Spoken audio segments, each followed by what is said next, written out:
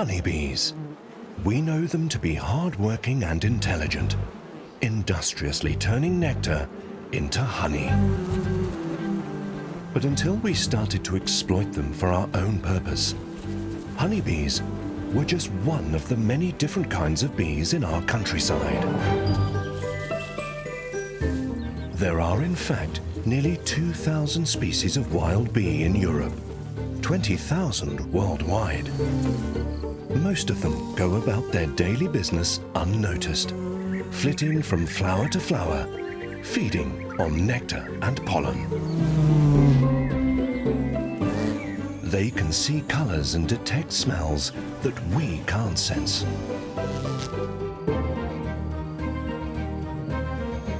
But have these humble bees other hidden talents that we've overlooked?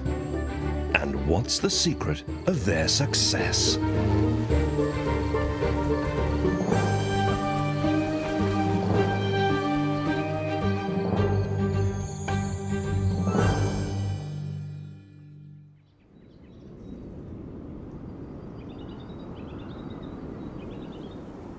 A bank of tousled grass and some bare earth.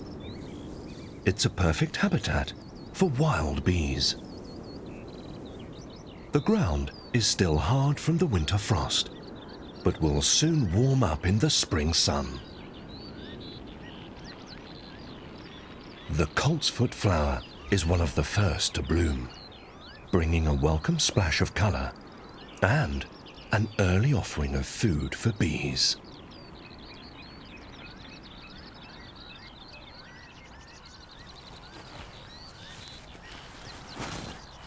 Solitary bees emerge from their burrows. They've spent the winter asleep and now need to refuel their bodies. They're soon covered in pollen. It's an age-old exchange. The bee carries the pollen from flower to flower and in return is rewarded with sweet nectar. The pollen literally jumps from flower to bee, and it's all down to static electricity, which the bees pick up in flight.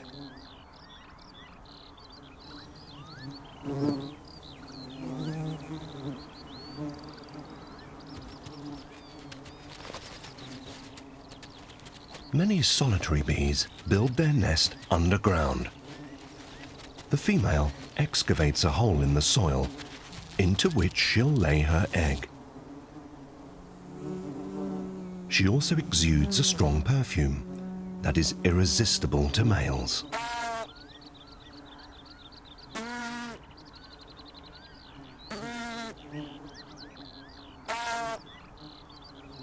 The buzzing noise soon attracts others. And within minutes, a frenzy of males has descended on her.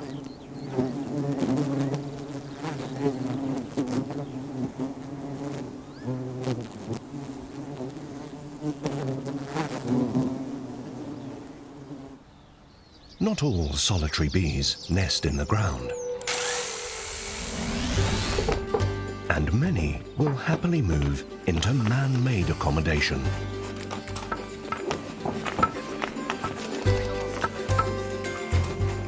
A wooden box filled with twigs and logs is all that's needed to make a bee hotel. The rooms are simply holes drilled into blocks of wood. Erected in early spring and facing southwards, it won't be long before the first guests move in.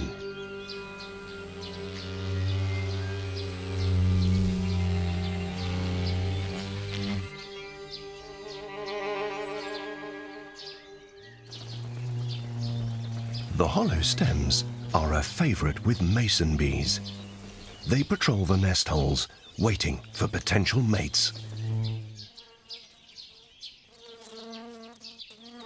While the mason bees are otherwise occupied, an imposter, a cuckoo wasp, tries to sneak its egg into an unattended nest.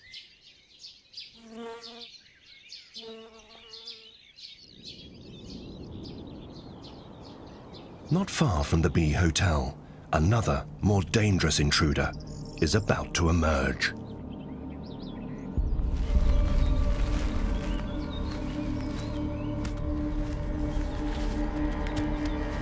A black oil beetle. It's bad news for bees, and it has a voracious appetite.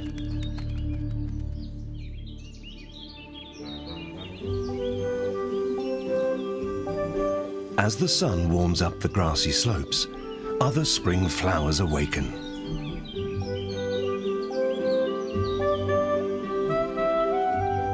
Unfurling their large, colourful blooms, their aim is to attract the attention of insect pollinators.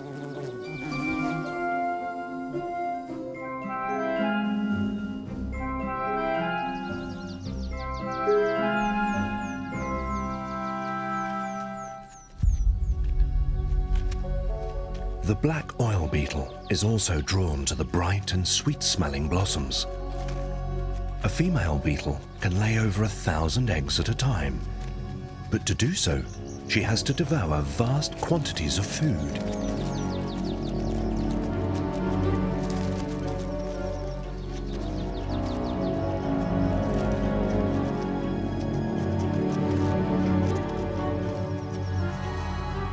She heads straight for the most nutritious parts of the flower.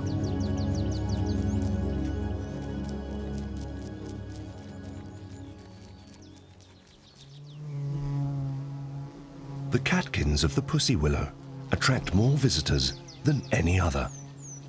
Each tree has either male or female flowers, so they depend on bees and butterflies to carry the pollen between them.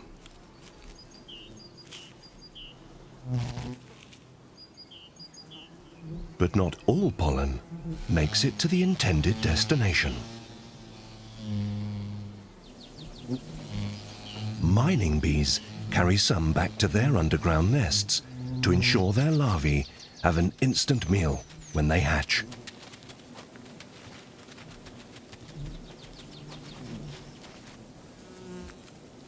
Meanwhile, the female oil beetle has picked up a passenger. The smaller male will hang on to her back until he gets the chance to mate. The mining bee has little idea of the danger her larvae could be in.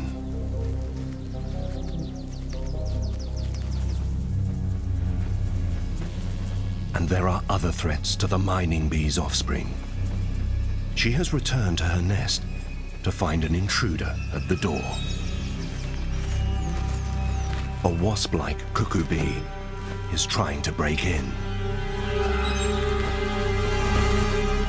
Another one has been caught in the act.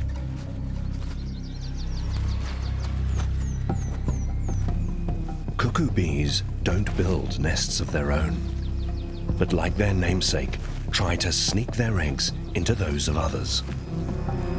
They're waiting for an unguarded moment when they can slip inside. Many of these parasites only target one kind of bee. This red blood bee is homing in on the nest of a plasterer bee. But she doesn't know that the female is inside.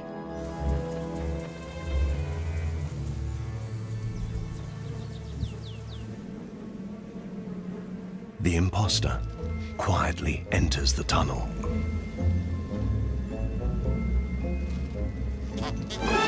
And comes face to face with the owner. A short standoff, and then, buzzing her discontent, the larger plasterer bee sees off the intruder.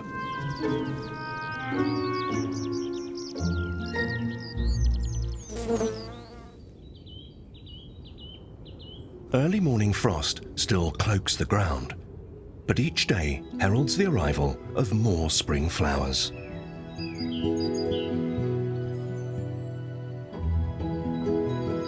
The common lungwort pushes its way through the leaf litter, offering up its flowers in 2 different colors. The buds open in pink, but turn blue with age. This change in color is a signal to pollinators. The pink indicates there is plenty of pollen and nectar, so bees don't waste energy visiting old blooms, and the flowers have a better chance of being pollinated.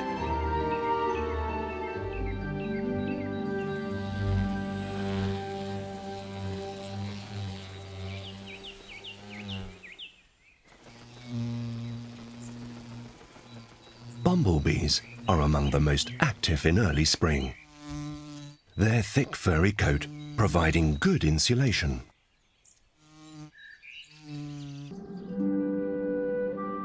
The mosaic structure of our landscape provides homes to many different kinds of bees.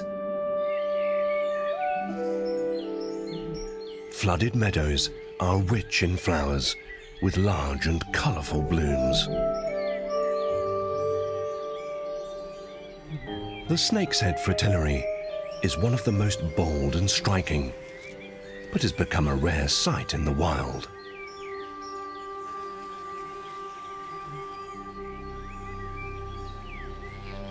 The red mason bee is dwarfed by the huge flower heads, but a single one will provide it with ample nectar for the day. Each petal has its own gland that produces a sugary liquid.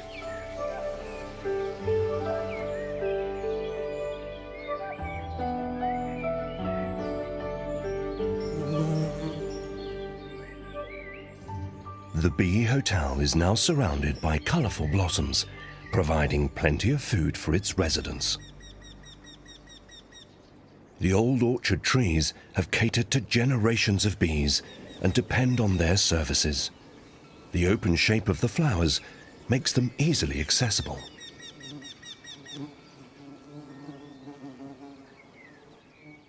The trees also attract other kinds of creatures. A wryneck.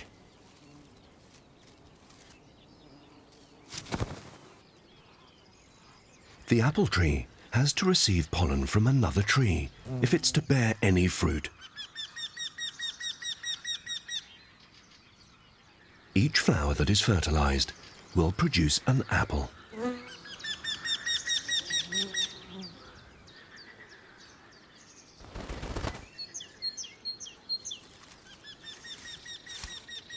And as most gardeners know, the more bees, the greater will be the harvest of fruit. And there is plenty of pollen left for the bees to take some down into the nest to provision their young.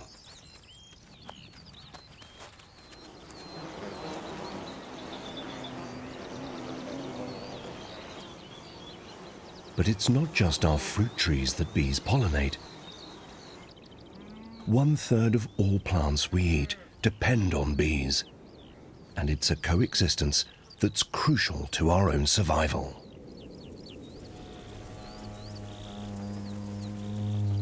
A minaret of mud. It's the entrance to a sweat bee's nest. The long and narrow tunnel entrance safeguards from intruders.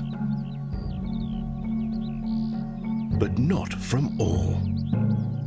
A large bee fly powders the tip of her abdomen with fine sand to camouflage her secret weapon. The furry fly is easily mistaken for a bee, and maybe this allows her to make her approach unnoticed. She's looking for the burrows of ground-nesting bees.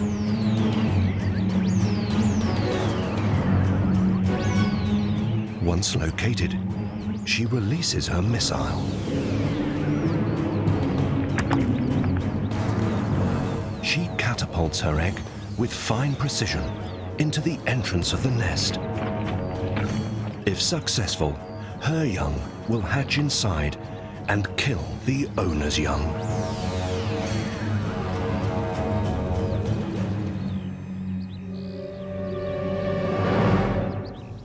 The towers of soil constructed by the sweat bees are cemented together with saliva.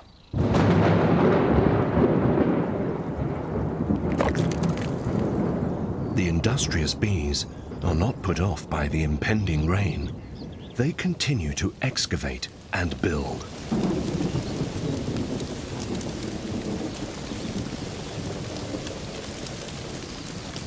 The downpour does little damage to the earthen mounds. The bee saliva is waterproof, and the nest below ground will stay dry.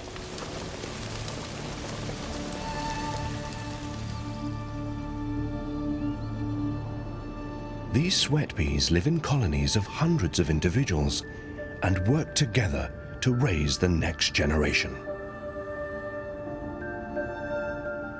The grub-like larvae each have their own little chamber and will remain in their nursery until they hatch into adults.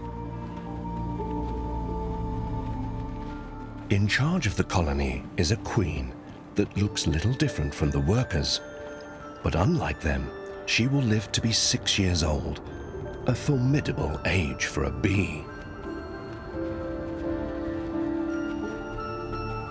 Both workers and queen help to excavate the brood cells and provision them with pollen and nectar for the young.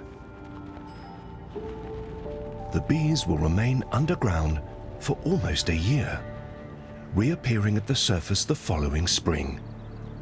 How they are able to do so remains a mystery.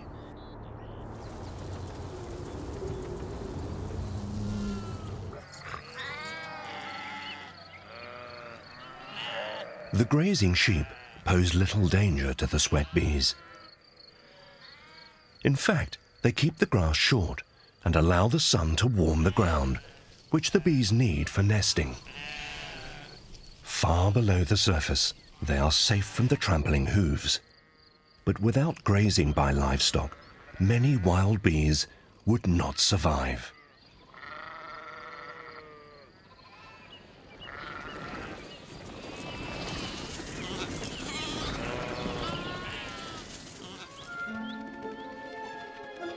Tiny yellow, worm-like creatures now emerge from the ground and race upwards in a hurry.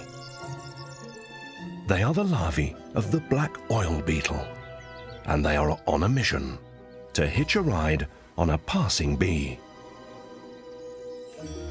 They head up to the highest point, the flower heads, and lie in wait for their quarry.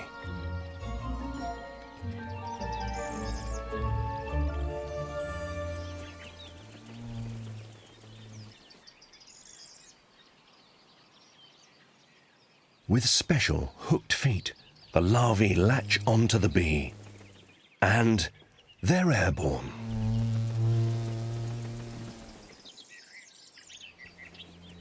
With a bit of luck, they've even picked the right kind of bee. The female heads into her underground tunnel.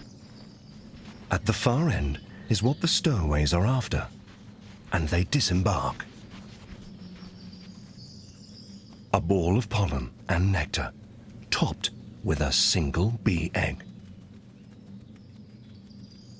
But it's only enough for one larva. After devouring the lot, it will turn into a pupa and emerge as an adult beetle in the following spring. To protect against such deadly parasites, many bees seal off their nest once the egg's been laid. The European orchard bee has collected a parcel of mud to plug the entrance hole. Inside, the bee's larva munches away on the nutritious pollen paste. It will do so until the entire store is consumed.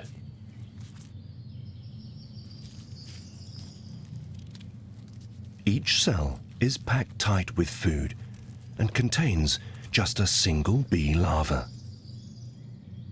Inside their chambers, the small grubs are safe from predators and continue to grow for around 60 days.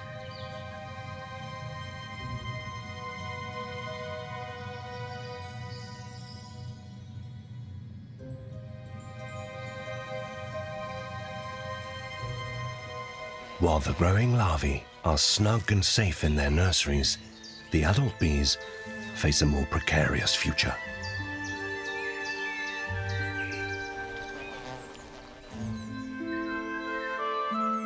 A white crab spider sits almost invisible on a white flower.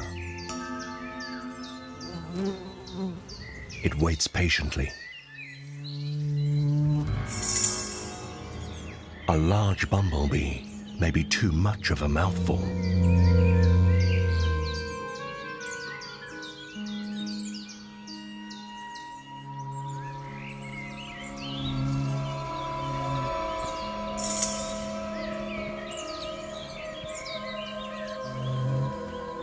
The smaller mining bee is more like it.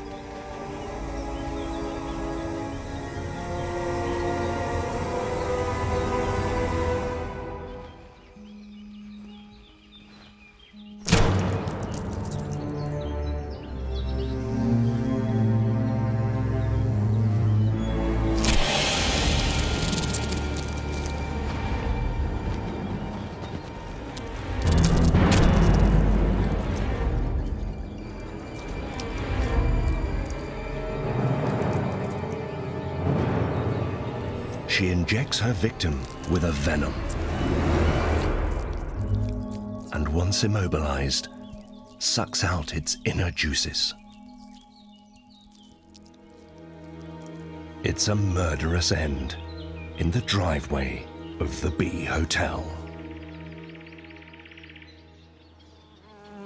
Wild bees are resourceful when finding accommodation. Small holes in fallen trees are perfectly suitable. But it's not the bees themselves that excavate these cavities. They are made by larvae of wood-boring insects.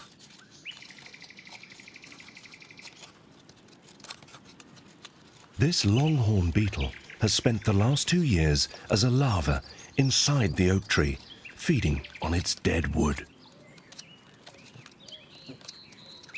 Now it emerges as an adult and leaves behind a hole nearly 7 centimeters deep.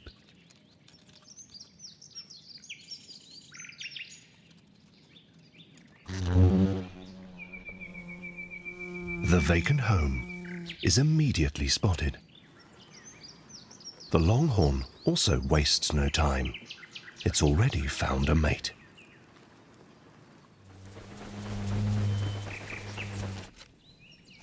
The house viewings continue. Each prospective owner wants to find the perfect fit. But not all bees favor wooden homes.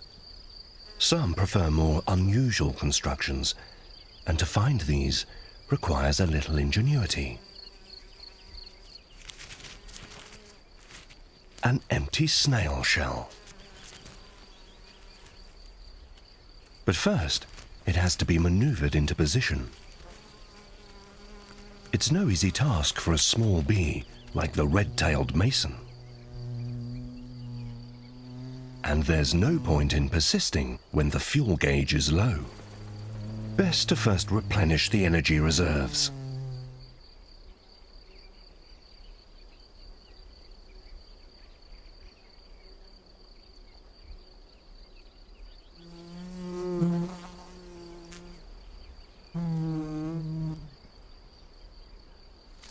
She now flies to and fro, depositing pollen into the belly of the nest.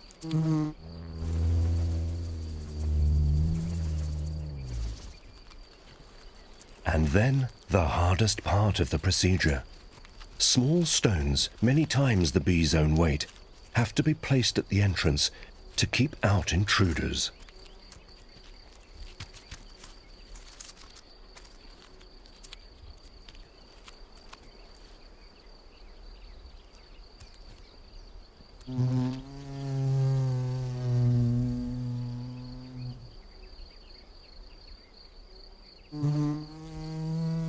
Finally, it's time to render the exterior. Small sticks and grasses are carried back one at a time.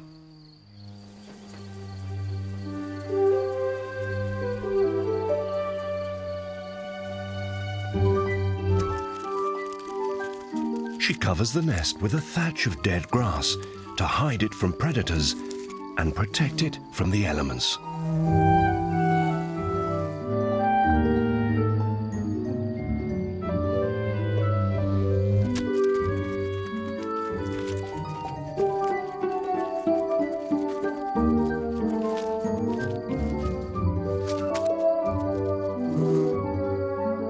It will take 3 to 4 days and over 100 trips until she is satisfied, and some remarkable aerobatic maneuvers.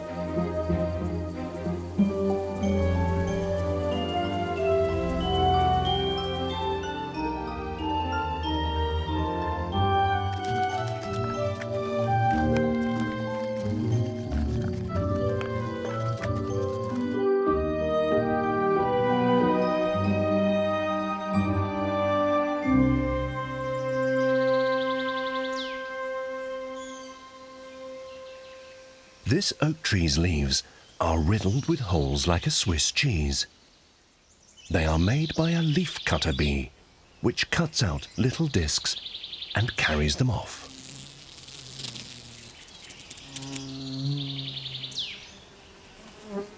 She is heading for the bee hotel.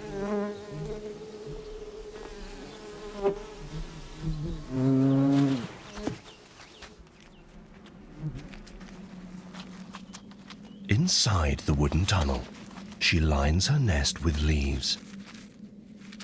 Then she glues them together with saliva to build individual nursery chambers. Each cell is separated from the next by more leaves. And as usual, the larvae have an ample supply of pollen by their side. Next spring, the newly emerged adults will chew their way out of the nest.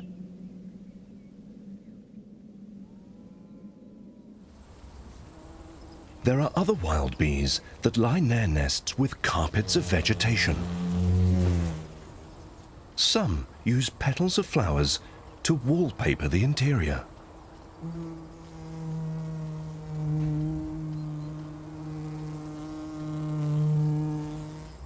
The larvae are unlikely to appreciate the colorful decor, but it provides stability to the nest and may help to keep it moist and clean.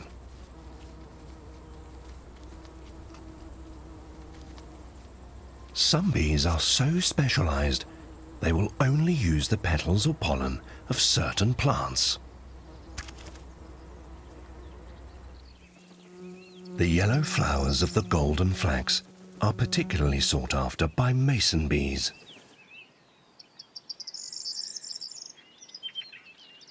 The female selects a suitable petal and slices off a piece with her sharp jaws.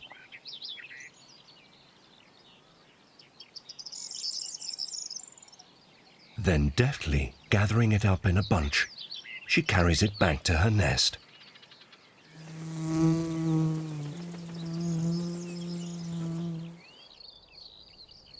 These red poppies also carry the sign of a bee invasion. Another flower and another kind of bee.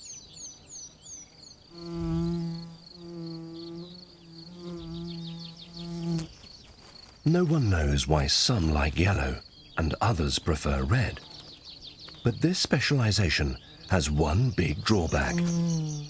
If a flower becomes rare or disappears from our countryside, the bee is also at risk.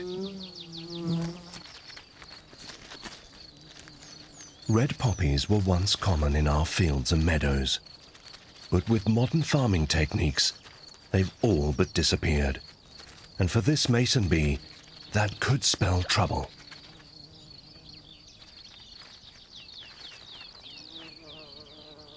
Many of our wild bees depend on agricultural farmland for food and nest sites.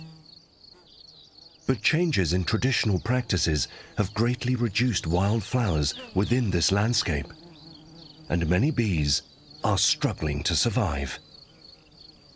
But one bee's fate has changed more dramatically than any other.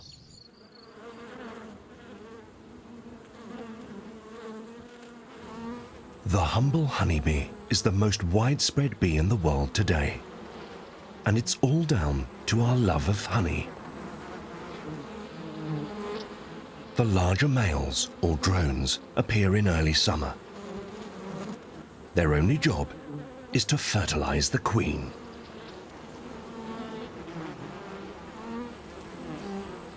The drones live just a few short weeks. By the end of summer, they are evicted from the colony. Weak with hunger and lacking a sting, they make easy prey for small hunters.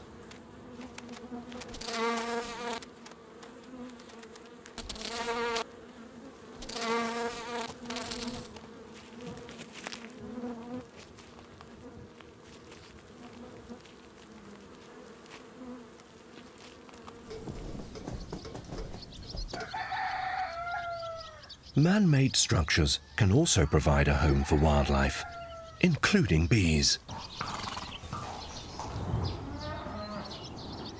An old barn like this has many hidden nooks and crannies, perfect for nesting solitary bees.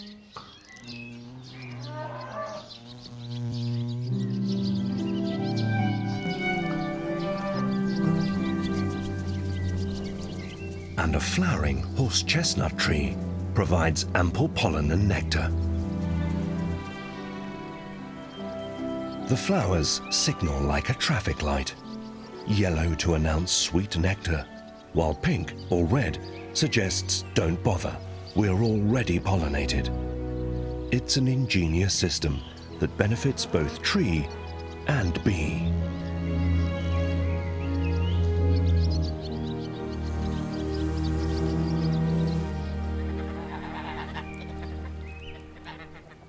An old farmhouse with plenty of flowers is the perfect habitat for wild bees. The purple blooms of the catmint are a particular favorite. And not just with bees. The catmint or catnip is native to Europe and so named because of its appeal to cats.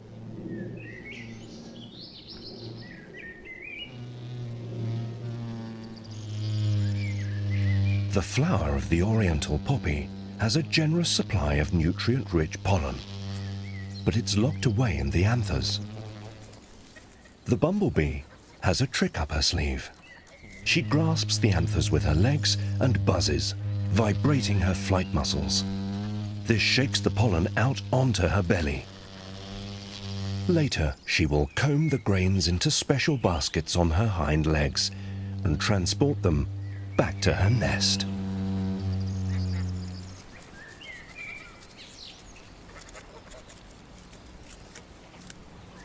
Most bees feed mainly on nectar and very little on pollen, but bumblebees are an exception.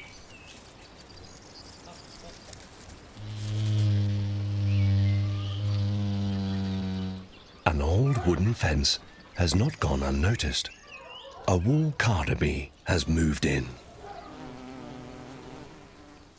And just behind the farm, a meadow filled with purple flowers of the hedge nettle, a favorite with the bees.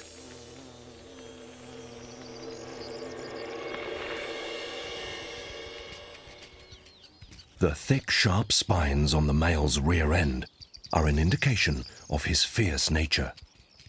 His aggression is not directed at humans, but at rivals. A hummingbird hawk moth is also attracted to the flowers, but it may be one size too big for the wool-carder to handle, so the hawk moth feeds undisturbed. Not so when this honeybee tries to do the same.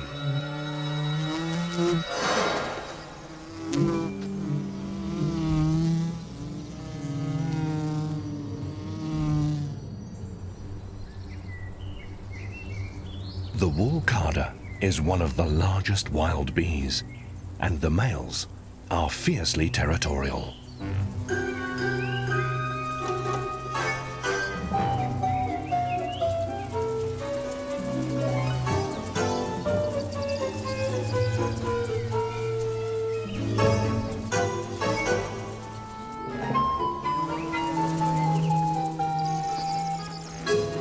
But now, a female has attracted his attention.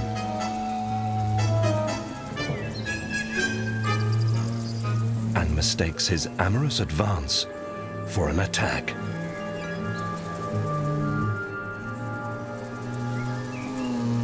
But this is an intruder.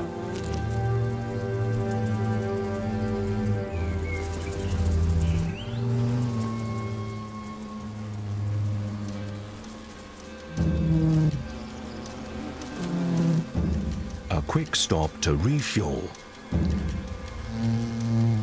And he's off again to defend what's his.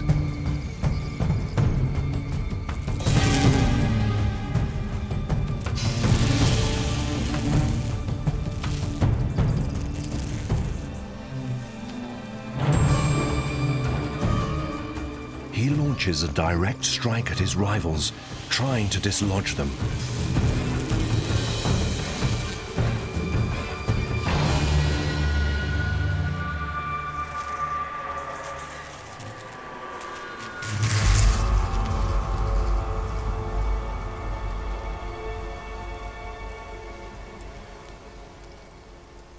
His hard work seems to have paid off.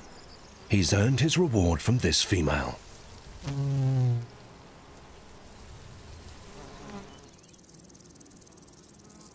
Some bees go to even greater lengths for their favorite plants.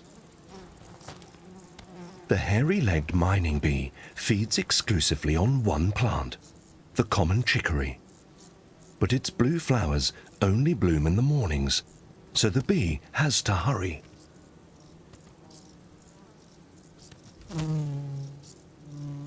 She has just 4 hours to collect all the pollen and nectar she needs.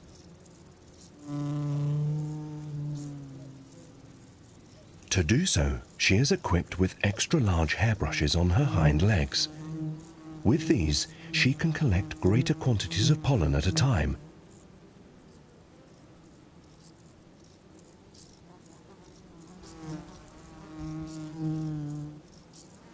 A prospective suitor makes an advance, but has little success. She's not interested and has other things on her mind. At midday, she returns heavily laden to the nest one last time. With food supplies shut down now, she'll have the rest of the afternoon off and can take care of the interior decoration.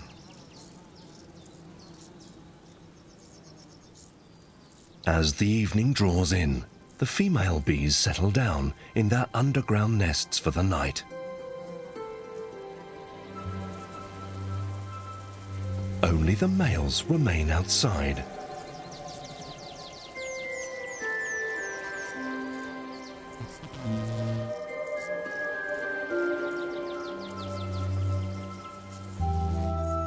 Like all insects, they're cold-blooded and become torpid when the temperature drops.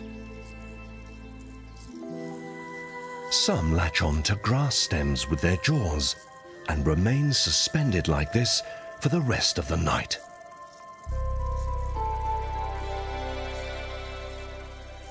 Others huddle together for warmth.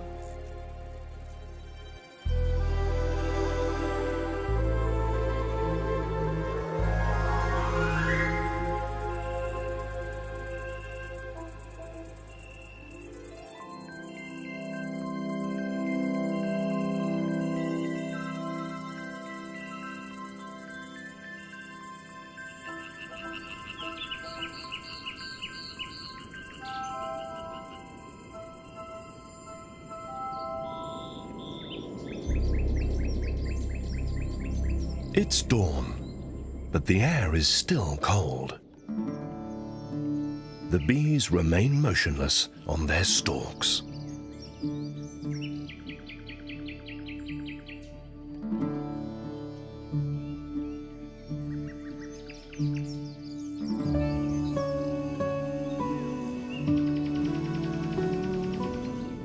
The early morning sun burns off the last of the lingering fog. Unlike honeybees, which stay warm within their hives, Wild bees are children of the sun. They need its warmth to breathe life back into their little bodies.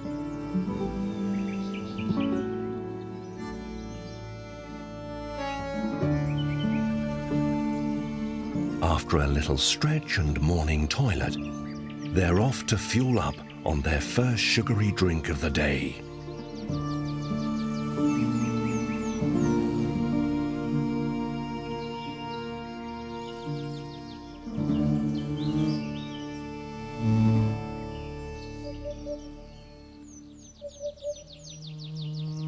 The long-horned bees head straight for the tall spikes of the tufted vetch.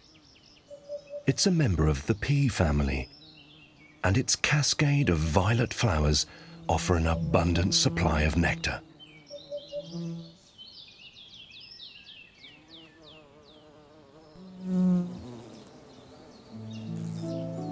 Other plants nearby also vie for the attention of pollinators. A bee orchid unfurls its enticing bloom.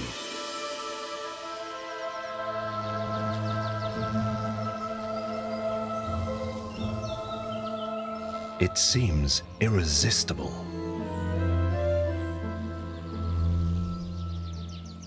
But the bee has detected the deception.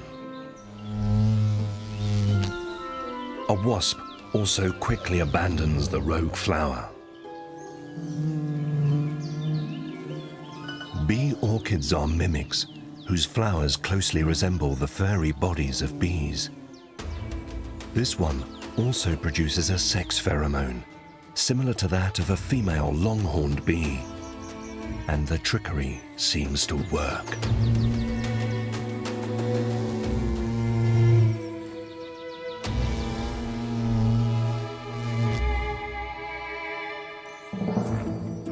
A male longhorn has been bamboozled to mate with the deceitful flower.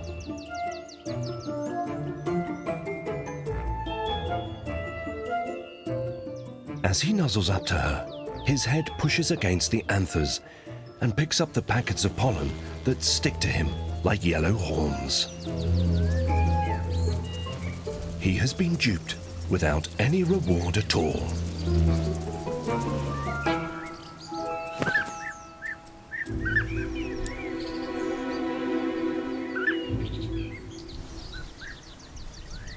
By late summer, most bees have finished breeding, and many have fallen prey to hunters like the bee eaters.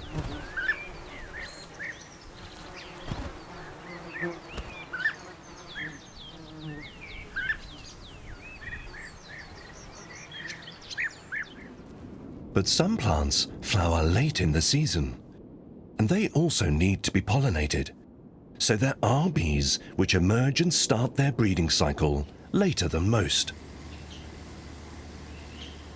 An exposed bank of soil is ideal for ground nesting bees. And southern Europe's vineyards are dry and warm, even in late summer.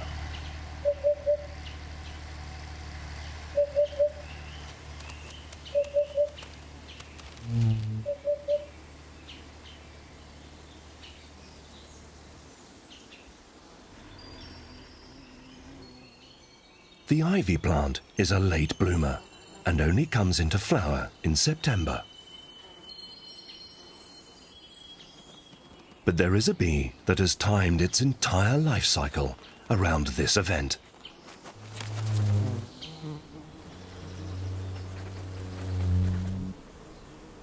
The ivy bee is completely dependent on the nectar and pollen of the ivy. It's a time of year when there is little other food around, and the unassuming flowers are very rich in nectar. The relationship between ivy and bee has evolved over millions of years. Neither can survive without the other. But even now, there are enemies around. The bee wolf is a digger wasp that specializes in killing bees.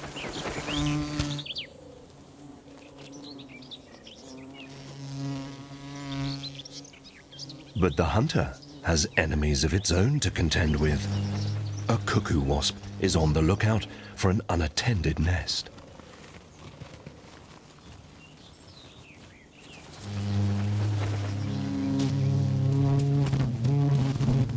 The brazen intruder is quickly seen off.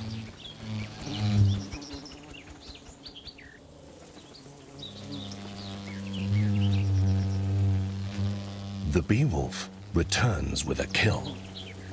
She's immobilized her victim with a venomous sting.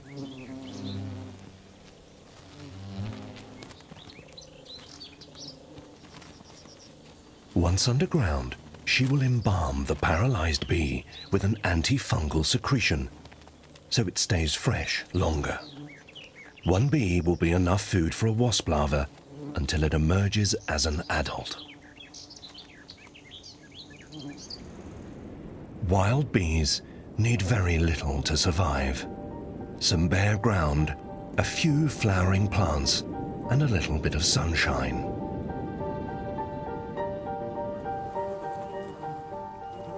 A colony of honeybees has abandoned their man-made hive and made a new home in a fallen tree.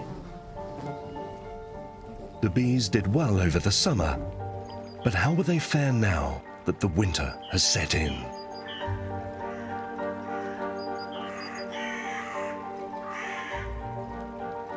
The colony has fallen silent. The bees have turned into icy sculptures.